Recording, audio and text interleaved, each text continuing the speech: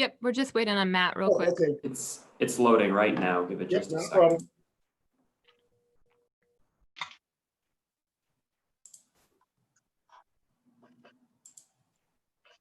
And then when we go live, I'll just read like a quick little opening statement. Okay. We're good to go. This deliberations for the Planning Commission hearing on June 8, 2020. During deliberations, Planning Commission members review cases and take action by voting. There is no participation by applicants or the public. Thank you for joining us. Okay, now we'll have case number 1. Case number 1, E44-19-20, 1465 to 1475 Hudson Avenue, to continue recycling center in an existing building as established by special permit E34-18-19 and action requiring City Planning Commission approval. Need a motion? So moved. Gary Carroll motion. Mr. Brad Flower Marlin? seconds. Who second? Brad. Brad, thank you, Brad. So Mr. Marlin moved and Brad seconded. All right, discussion. I believe that they should be highly commended, Yes, following instruction, the quality of the work that they did in the parking lot, as well as the look of the facade of the building, very clean, very professional. So, you know, one of the outstanding ones that I've seen in so many years. oh, I think so too. Says Carrie Carroll. I completely agree. At the original case, there was a lot of skepticism by the neighborhood. There was a lot of skepticism by their council member came to talk and say this maybe isn't the right place for this. And we've all been proven wrong, and gloriously so. Mhm. I would actually move to make it permanent. So I would support that too, Carrie. Agreed. Any other comments? When I visited the site, I kind of noticed that in the summer, which I guess has arrived, you know, when the trees are all leaved out, you really don't even see much of the facility from the towers. So, Right. And the fence was in good condition. There has been no vandalism, and the lot was neat, clean. So, yeah. So is this something you'd have to come back every year for? Or No, We can make it permanent if we want. Oh, we can set time limits. We can make it permanent or set a time limit on it. And I think I would support Carrie's recommendation to make it permanent. agreed. Any other comments? Any other concerns? All right, hearing none, we have a motion to approve this permit and make it a permanent approval at 1465, 1475 Hudson Avenue. All those in favor? Carrie? Aye. Aye. Aye. Aye. Aye. Everybody else? Anybody else, Steve? Can we go down the line and just like call out your name, go aye, so that we have it for the record? Okay, sounds good. Carrie, you want to start? Gary Carroll. Aye. Brad Flower, aye. Eugenio Marlin, aye. Richard Mauser, aye. Milton Pichardo, aye. Steve Rebholz, aye. And David Watson, aye. Okay, great. So by a vote of 7-0-0, the motion passes. Yes. All right, thank you. And we'll move on to case number 2. Case number 2, E-45-19-20, 621 Culver Avenue, AKA 593 to 625 Culver Road, to establish outdoor seating in a bar restaurant, Roar, and action requiring City Planning Commission approval. Need a motion? Brad motions. Carrie Mr. seconds. Flowers? Mr. Flowers motions and Carrie Carrie. seconds. Carrie Carroll second. Thank you. Discussion? It's a little more difficult when we can't see each other. All right, discussion? It's great use of the space. It's keeps. Right location. Yep. Yep.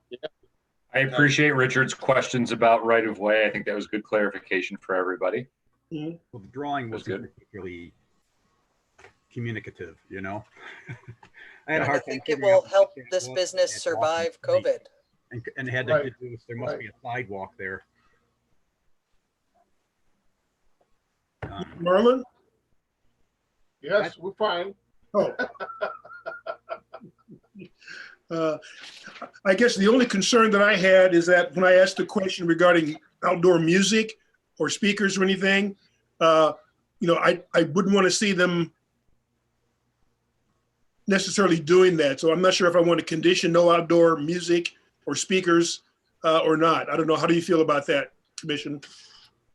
Well, Can I there speak to isn't this really just much for a in the moment? area. Yeah, I live right around the corner, and Yeah. the front of Roar Mhm. faces a block-long industrial building that's closed. Right. To the right and left of Roar are businesses. There's an eyelash parlor.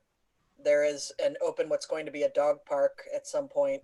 So there's literally, you could have the music turned up to 11, 24 hours a day, and it wouldn't bother anyone. Okay. Really? So, and I'm very noise sensitive. Hmm. So I would typically be very much in favor of, dampening it if there's going to be, but there's no one to bother. So if they want music, that's fine. If they don't, I'm also fine. I would support whatever the commission decides. Okay. So the CPC should also be considerate of the fact that regardless, they do have to be in compliance with the city noise ordinance. So that provides another means of protection if, If there are issues. correct. And that also limits the hours of noise, It does. right? Yeah. Yep. Okay. All right. Any other discussion? Any other concerns? So I think if I hear correctly, I think we're not really concerned about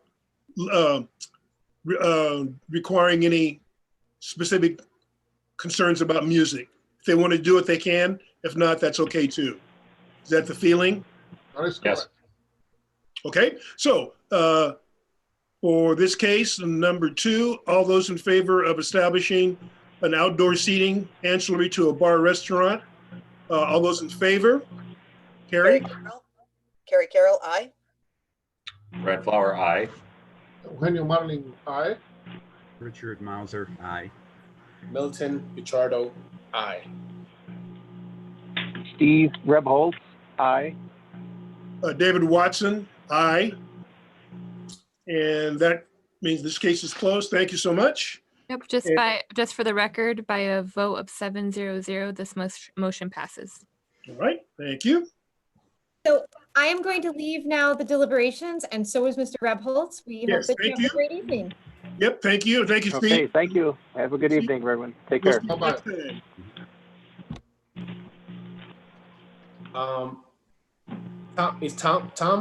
Is Tom on? Yeah, Tom's still here. Yeah, I'm here. Hey, Tom, I don't think this affect anything, but I am a board member of the Housing Council of Pat Stone. I don't know if this is a conflict. I don't think it is, and I feel that I will be making a good decision, not biased, but I want to know. As a member of that council, did you have any involvement in this project? No, not at all. Is it a paid position? No, it's a volunteer position. Then it's all right as long as it's up to you, but as long as you think you can make exercise your independent judgment, then it's fine. All right, very well. Okay. Thank you, Tom. All right. You all set, Anna? We'll go case number 3. Yep. All right. Case number 3.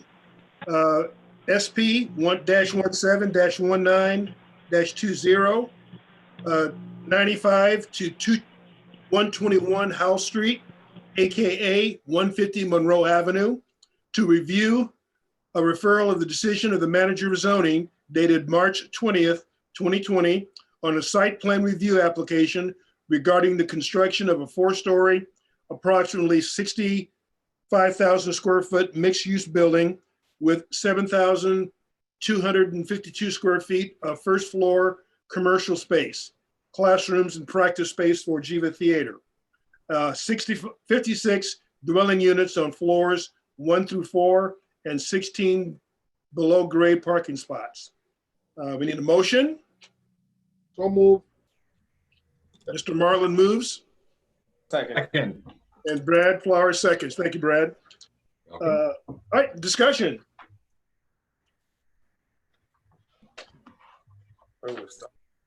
I'll start. Question for Tom. Oh, okay, Tom, you have a question for Tom? Yep. Tom, can you just walk us through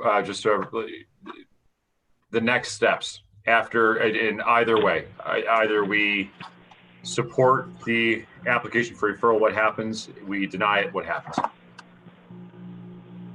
Can you hear me? Okay. If you deny it,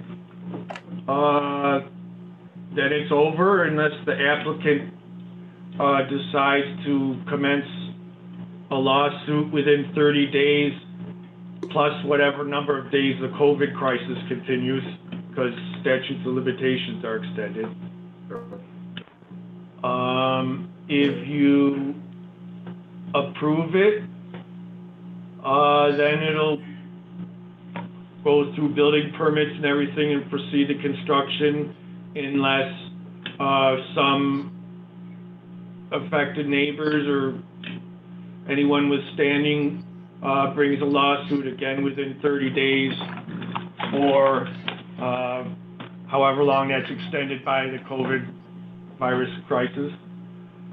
And you could approve it with conditions. And that's an option. And then if either the developer or someone with an interest nearby could sue either way.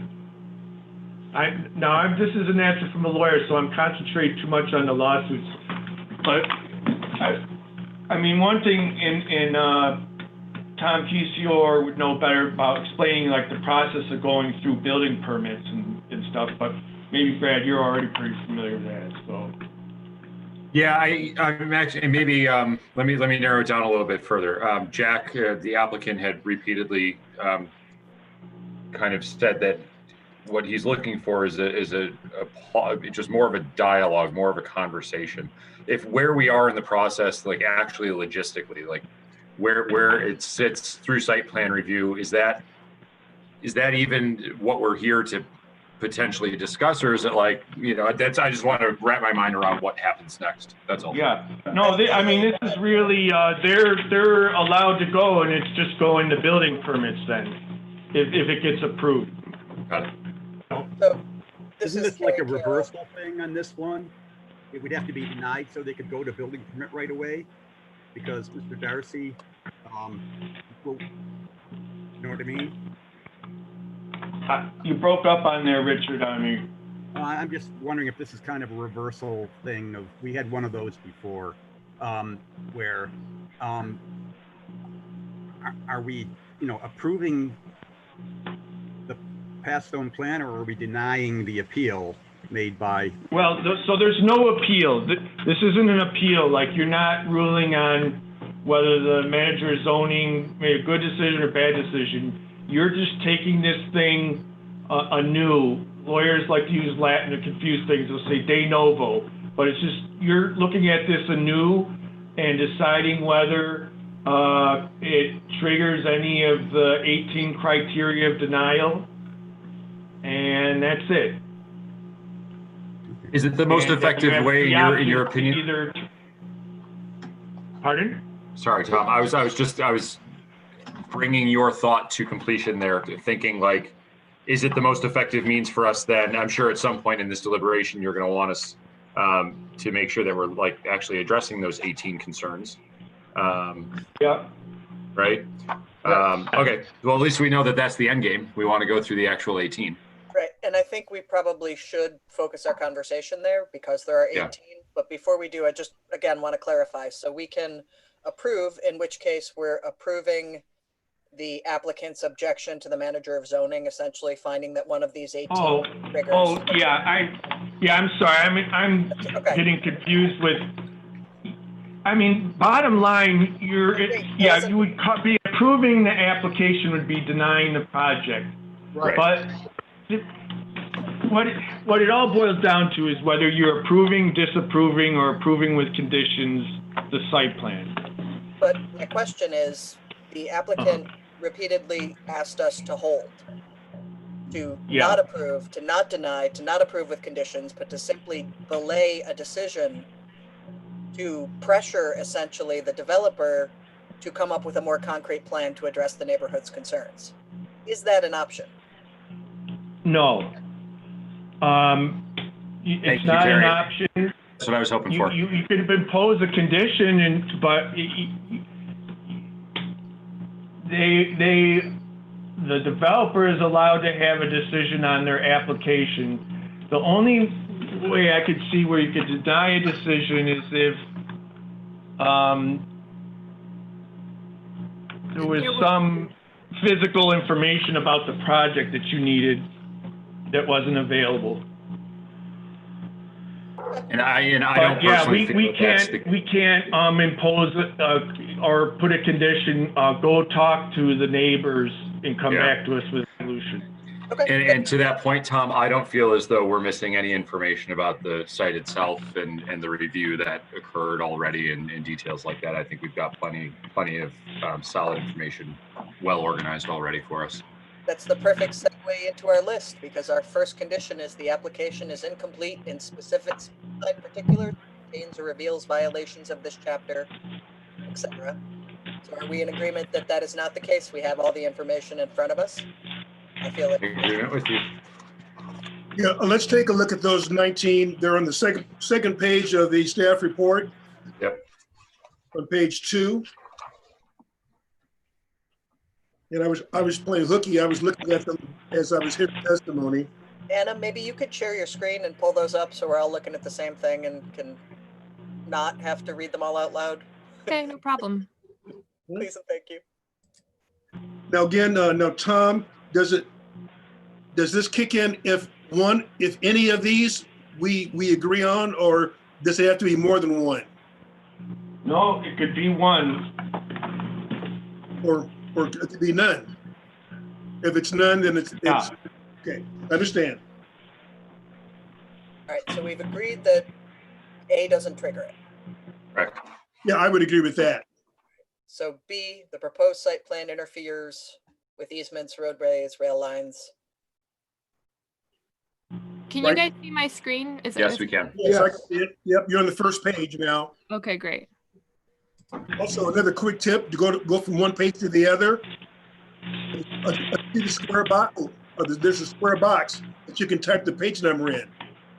Yeah, so I wish I could have done that on the huge document, but the problem with Scrolling. No, the number wasn't the same. the number wasn't the Oh, same okay. because I had the additional comments received in your chair statement at the front. Okay, understand. But that would have been really great if I had that opportunity. Okay, so for A, we have no.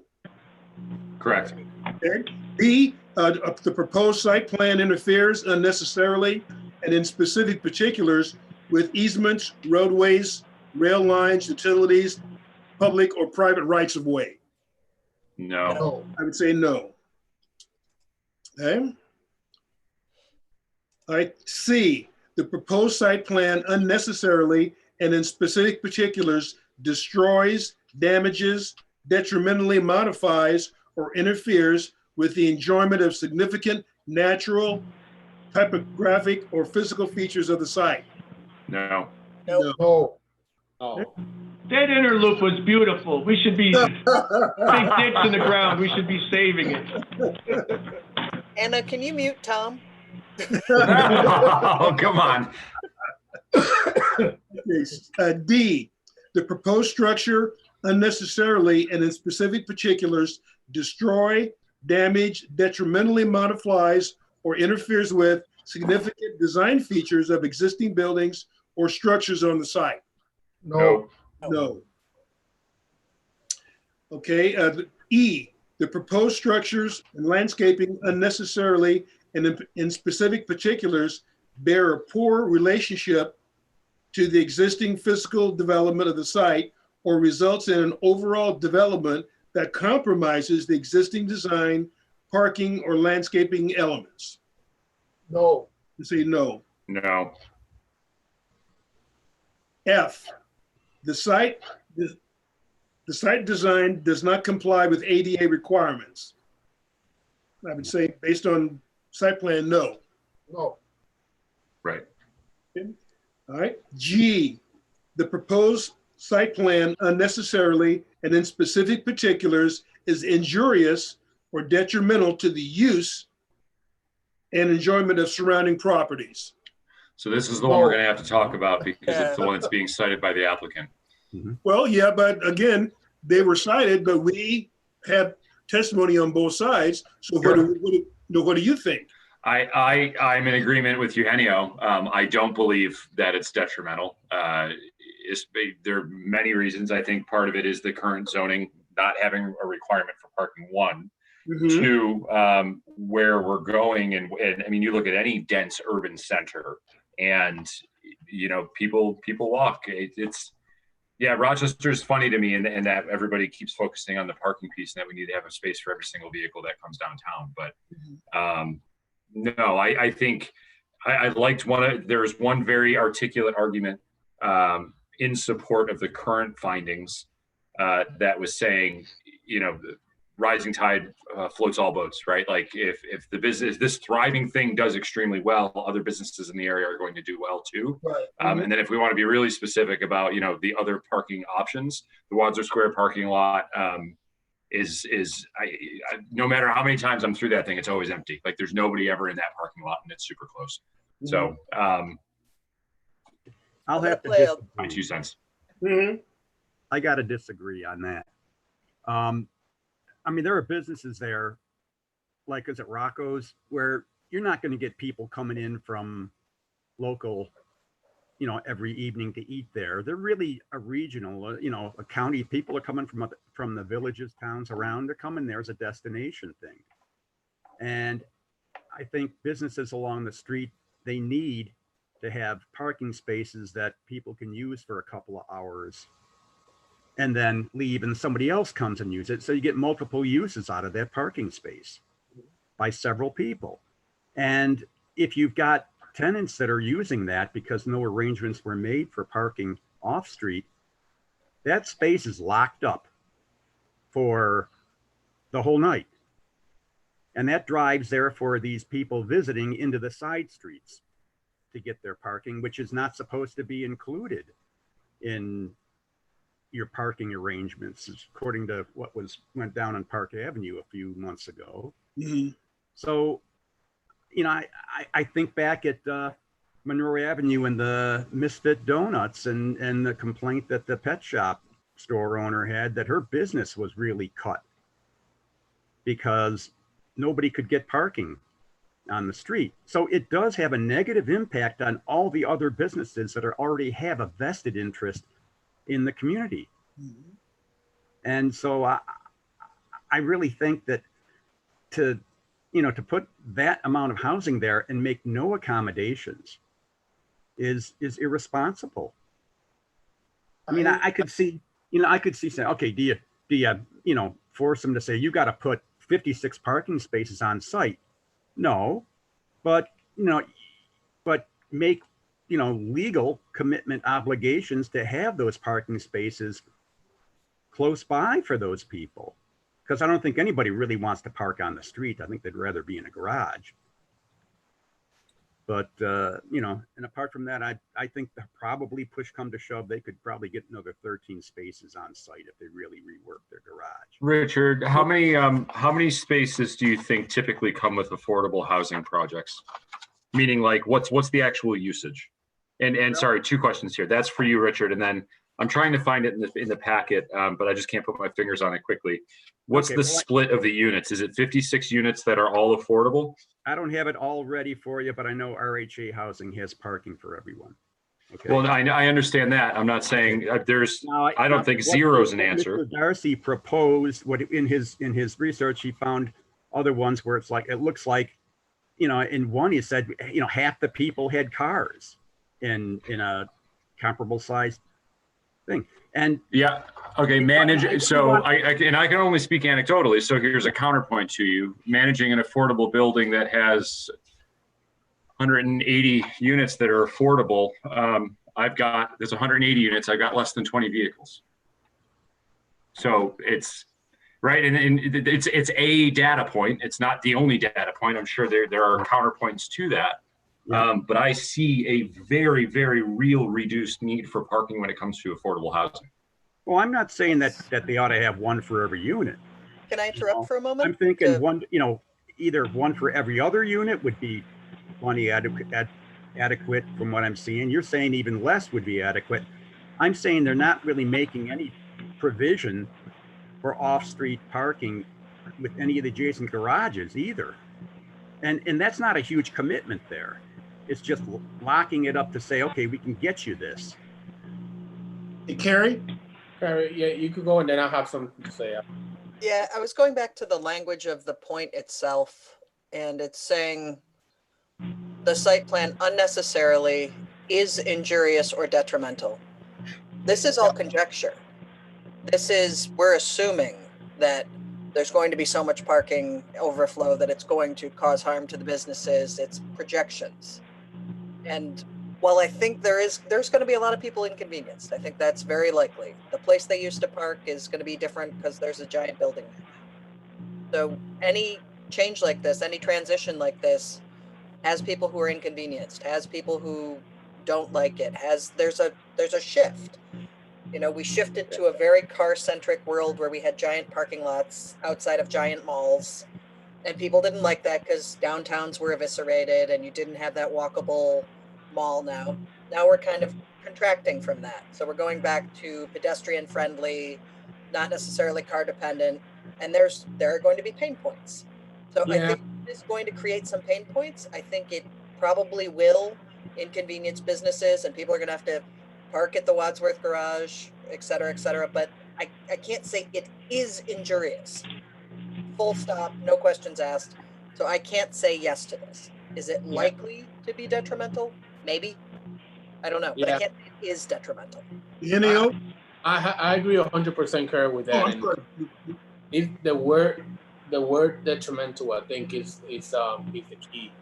And I've said it in the past, previous projects like this. Any city worth going lacks parking lot. Yep. Every city that is worth for you to go downtown or anything, you don't have a lot of parking lot. We want to start thinking and behaving like a big city, then we have to start making decisions like big cities. We can have it both ways. Okay, I think, that being said, I think even though Richard disagrees, I think the majority of us say no for this one. Is that correct? Should we voice it? Yes. We all agree that no is the answer. Correct. Correct. Not all. Okay, let's move on to the. There. Say again. I took your dissension. Thank you, Richard. Okay. We'll go to H. There's inadequate infrastructure capacity to support use or development. No. I. The proposed site plan and associate improvements fail to mitigate the project's anticipated traffic impacts. No. No. J. The proposed site fails to provide an adequate access for emergency vehicles. No. No. K. Pedestrian and vehicular circulation elements unnecessarily and in specific particulars create hazards to safety on or off site.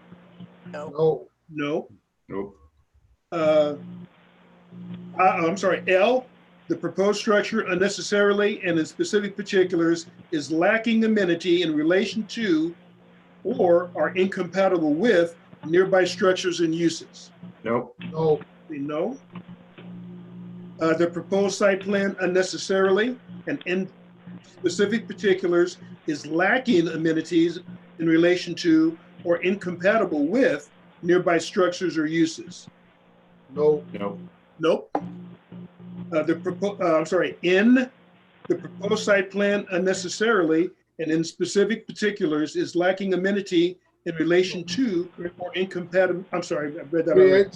Yes. Particulars creates drainage or erosion problems. No.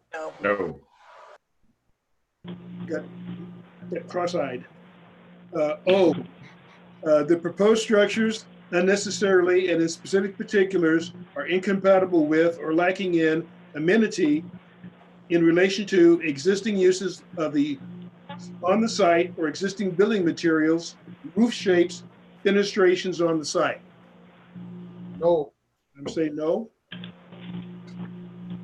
I'm just curious, when they say on the site, do they mean specifically on that property or do they mean the whole neighborhood area?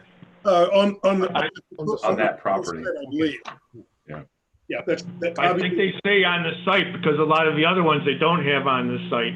So I think it's got to mean something other than adjacent areas or. Right. Otherwise, it would say so, right, Tom? You would think. Yeah. Okay. P, the proposed site plan fails to contribute to existing pedestrian-oriented rights-of-way and unnecessarily, and in specific particulars, is lacking an amenity in relation to the public realm and streetscape. Oh. No. No. Q, the proposed site plan detrimentally impacts the visual and physical access to and along the waterfront. No. Is that the new plan for the interloop? It's a moat. They could have put a All they did is fill it with water. And then R, in the CCD, the proposed site plan is contrary to or fails to meet the principles and objectives of the city center master plan as enumerated by the zoning codes 120-58 and 120-58, which is attached. And I would say no. Yeah. Okay. Okay. Could I just ask something here? Yes, Tom. I think part of approving or disapproving a site plan also involves addressing, and kind of R raises it, addressing any deviations. So I think that's something, you know, you should look at, and Anna could take us to the right, you know, start of the page with it in the site plan approval letter. Page 25. Yeah. What other? I think there's 3 of them or 4 of them. So sets. Yeah, starting on page 25. And it kind of goes to R like that. Do you believe that any of these waivers have, are they okay or are they not okay with, now I've lost my R. But if they're okay with comprehensive plan and neighborhood design. I'm sorry, I lost my. Page number? 25.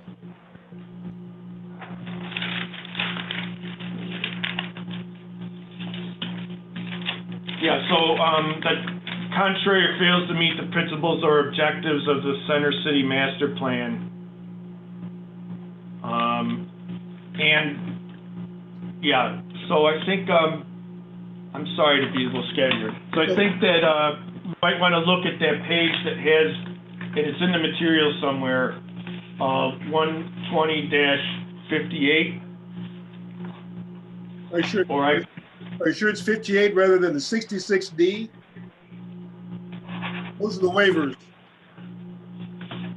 The one that's on the screen now. Yeah. No, but when you're looking at the waivers, you want to evaluate whether they violate any of the principles that are set forth in 120-58. Okay, so that's attachment K. I will go find it.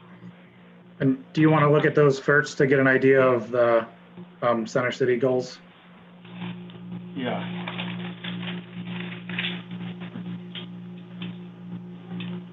Oh, here it is. So I don't think we have to go through all these criteria, but just like scanning this while you're looking at the deviations.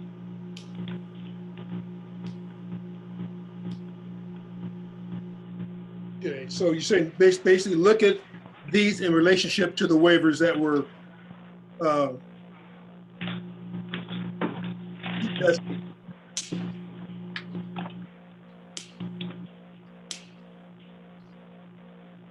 Okay, so what I suggest we do is just take a look at those waivers on page 2, all the minor deviations to be waived, and bounce them against the chapter 120, the one that's on the Sorry.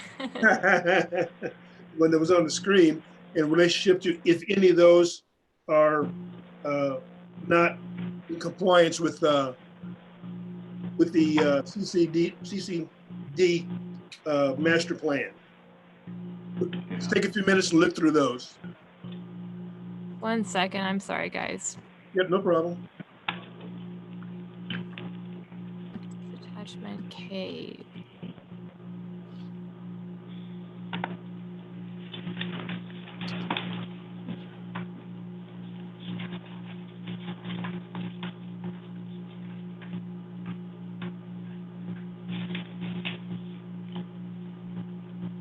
It's page 176. Thank you. For what, you're looking at the deviations now? No, that's the CCD master plan principles. 12058. Yeah, and so R asks you to look at whether the changes meet or don't meet the principles and objectives in 120-58. And so with regard to the waivers, I know we've done this before on other ones, and that you look at them and just opine on whether they're consistent with sound CCD design. Mm-hmm. Yeah.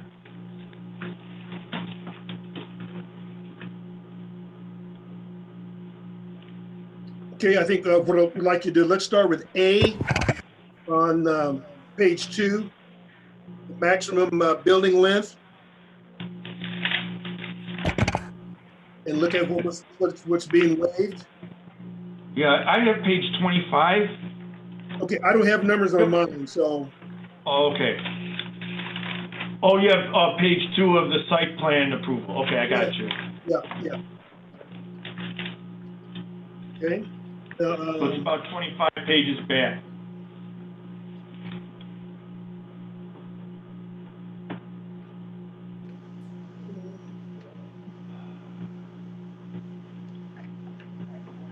Okay. Any concerns with that? I don't see any that it would be in opposition to.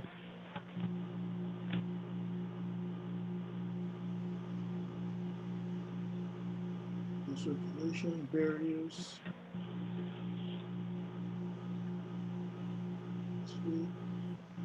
Living.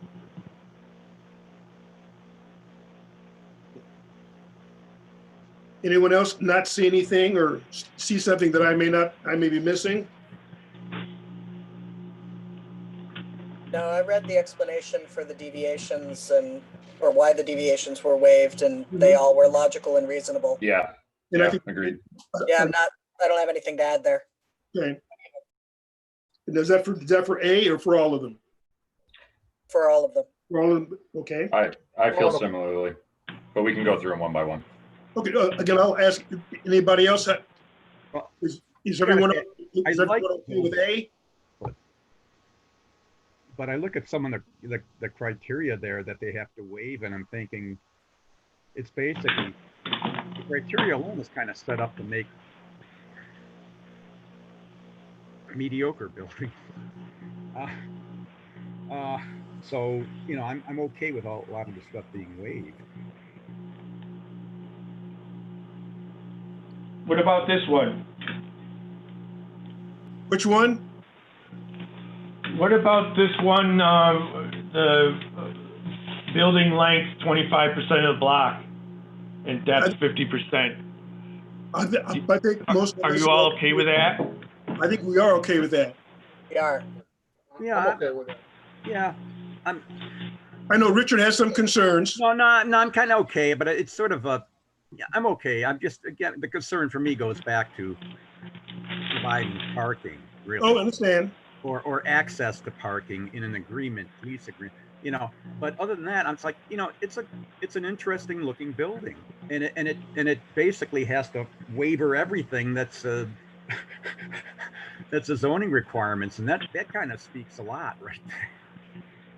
Well, it's an oddly shaped lot too, so if you adhered to all the zoning requirements, you'd have a 3 by Be able 8. to building, yeah, to build it. Exactly. You'd have And a, to clarify, there's lots and lots and lots of CCD requirements. So we're definitely not waiving all of them. Is that Tom T? Yes. Oh, there's Tom Okay. T. Okay.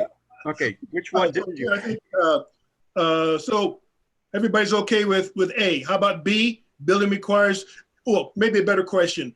Are there any of the ones that are being waived concerns that you may have that are different than the, not objectives, but the Center City Plan? I think like Carrie, I agree that all the waivers are reasonable. They're not ideal, but again, you take a look at the size of the lot, the shape. That's the question that I raised about the Sherman bill, the paint building. Williams, yeah. You know, that would have made a difference a lot in how they would configure that building potentially. But again, you look at costs, all those other things that are out of our purview. But I think they've been addressed in the waivers and have a minimal effect on the overall project. Agreed. Right? Anybody else have major concerns or different concerns?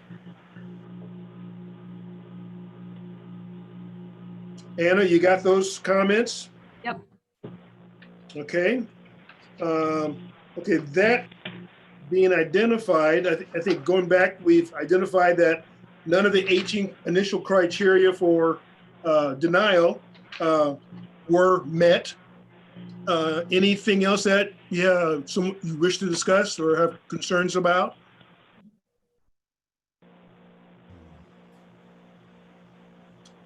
Okay. Anna, are you all right? Do you have anything you want to clarify in whichever way they vote? No, I appreciate them going through item by item and then elaborating on some of the items, especially the ones that were called out in the application today. And thankfully, I can reference this on YouTube afterwards as I write up the findings from this. All right. So any other discussion? Any other concerns? Okay. So basically, the process, as I think Brad had asked about initially, is that the applicant has asked for us to deny the referral from the director or manager of zoning, and to allow for more time to discuss and to put things into place.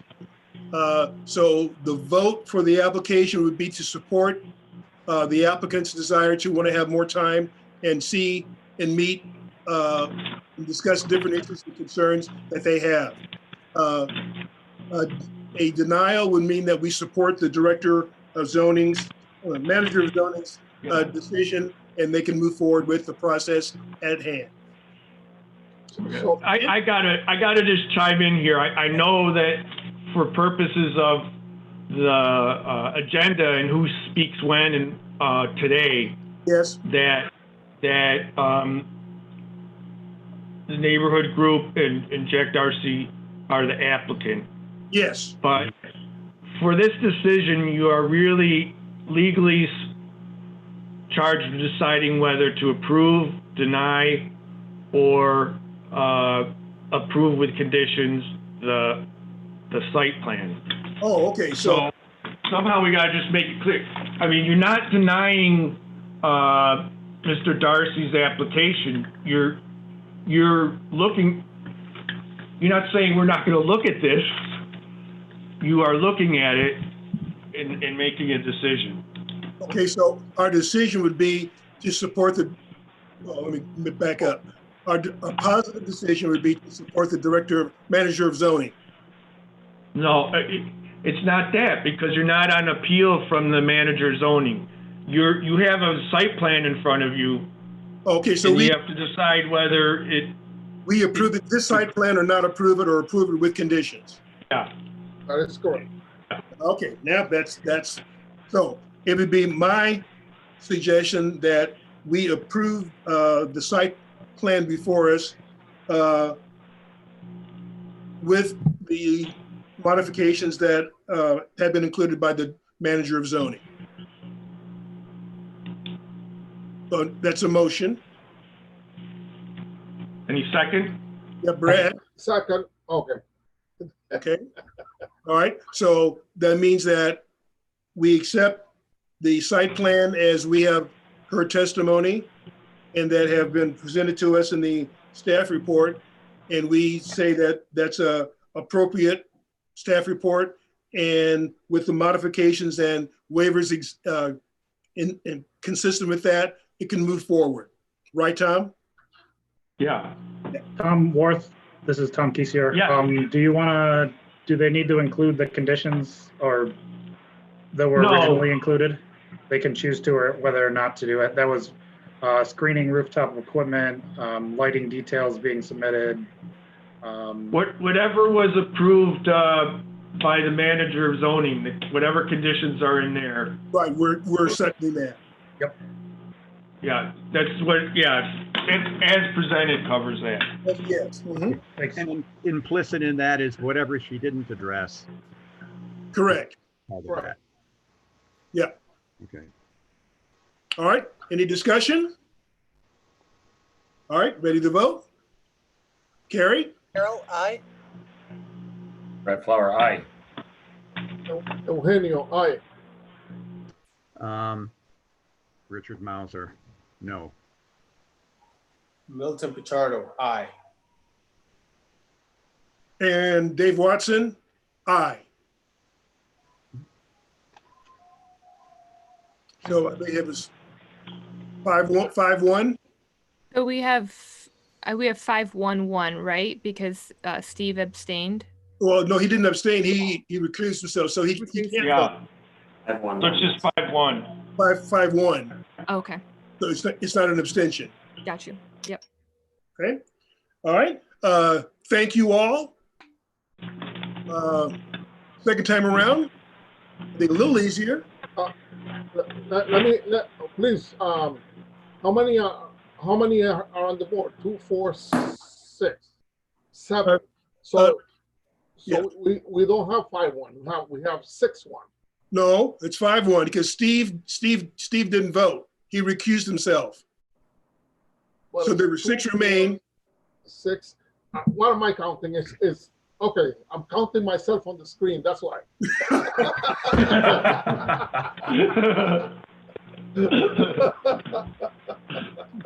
Look at that handsome gentleman up there. It's 2 of us. Oh wait, it's me. Okay, Anna, you need anything else? No, I guess I'll just thank you all for your participation tonight. I want to thank all applicants, citizens, and your volunteer board members. We don't have a hearing next month. Our next scheduled one will be August 10th, 2020. So you guys have the month off. You earned it. The August 10, 2020 will also be, is scheduled at present to be a virtual meeting and will also be streamed live via the mayor's YouTube page. I can share my screen for any people at home who have any questions or comments. Let me pull that up. And here's the place to contact the city by. If you While you're doing that, Tom, I'm going to make a copy of that page and send it to you. Okay, yes. I'll do that tomorrow. Great, thank you. All right, if commissioners want to sign off, feel free to do that, unless Anna needs us for something. Nope, I'm all set. Thank you guys. Okay. Bye, guys. Everyone. Thanks, everyone. Have a good July. Yeah. Thanks, You too, Richard. Dave. All right.